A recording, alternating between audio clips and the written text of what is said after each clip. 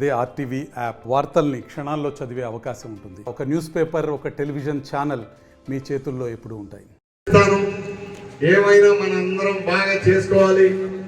మనకు కొన్ని వైసీపీ వారు చేసినటువంటి ఇబ్బందులకు కూడా సమాధానం చెప్పాలి అని చాలా కోరికగా ఉన్నారు మీరందరూ.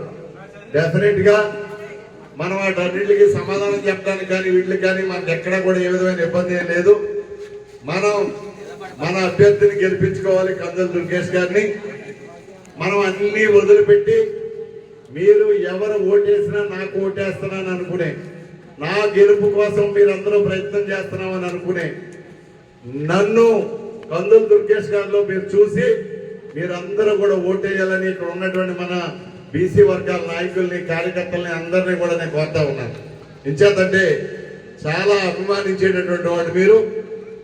మీరందరూ నా మాట వింటారు, నా మాట జవదాటరు అని నేను పెద్దానికి కూడా మాట ఇచ్చి వచ్చాను.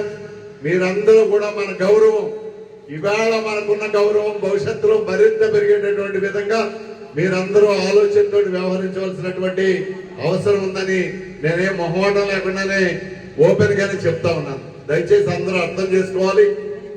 ఇంచేతంటే ఈవేళ రాష్ట్రంలో ఒక దౌర్భాగ్య స్థితిని మనం అందరం చూస్తా ఉన్నాం. శాశ్వతంగా గారు చెప్పినప్పుడు నాకు అర్థమైంది, ఇక్కడ ఎక్కువ మంది సైకిల్ గుర్తుకు ఓటేయడం అలవాటుగా ఉన్నటువంటి వారు ఉన్నారు. మిత్రులు చాలా మంది ఉన్నారు. వారందరికీ కూడా మనం చేసేది, మీరు ఈవీఎంలు చూసినప్పుడు ఎలక్ట్రానిక్ ఓటింగ్ మిషన్ కి వెళ్లి బటన్ నొక్కాల్సి ఉండే సమయం వచ్చినప్పుడు అక్కడ సైకిల్ గుర్తు ఉండదు.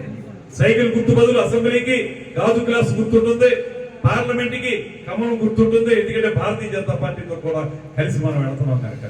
అయితే మిమ్మల్ని అందరినీ నేను మనం చేసేది, సైకిల్ గుర్తు లేదనేటువంటి ఇబ్బంది పడకుండా, ఈ సైకిల్ అయినా గాజు గ్లాస్ అయినా కమలం అయినా ఒకటే అనేటువంటి భావన మీరు తీసుకుని, మీరు ఏదైతే గాజు గ్లాసు మీద ఆ బటన్ మీద గట్టిగా నొక్కండి.